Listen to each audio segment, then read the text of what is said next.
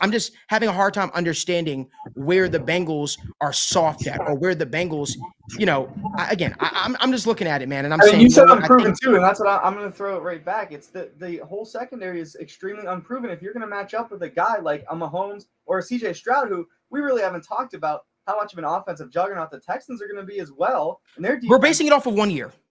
I know we're basing it off of 1 year. We're basing it off of 1 year. Let's deal within reason, right? Listen. I like CJ Stroud, and we're putting it on paper. But on paper, the Texans arguably have the best offense, at least weapon-wise, potentially in the NFL. What? On paper, the Texans do not have a better offense than the Bengals. Jamar Chase clears Stephon Diggs. Who's their number two? T. Higgins clears their number two. I would take Collins over Higgins, but that's a different story. You would take Nico Collins over T. Higgins. Okay. Tank Dell's better than the three. Tank Dell's better than who? What three? Whoever you trot out as your number 3 receiver. Okay. Sure. In my opinion. I think it's pretty much a wash at running back. Burrow's better than Stroud still now. I think it's funny how that dilemma changes, right? Joe Mixon is now with the Houston Texans, and now all of a sudden Joe Mixon's some premier back. That's very interesting. I never said that.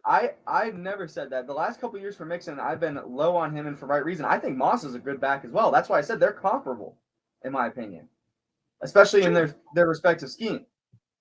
But I just cannot see the 2024 or 2025 Bengals running through a gauntlet of an AFC, and then if they somehow do, being either healthy enough or they're going to be too beat down to win the Super Bowl at that point. Especially if they have to go on 3 road games against They've done teams.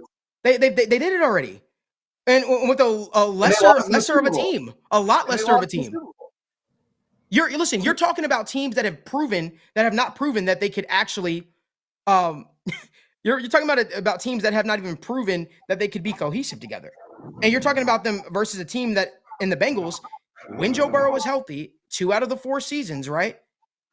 When he didn't have an ACL tear and he didn't have a weird tear wrist in his ligament wrist injury, they've been to the dance and they've been to the AFC Championship. But can he stay healthy? Can he stay healthy? That is a question. That is a question. You said it about Rodgers and everything. Like, if Burrow can stay healthy, once again, they're dangerous.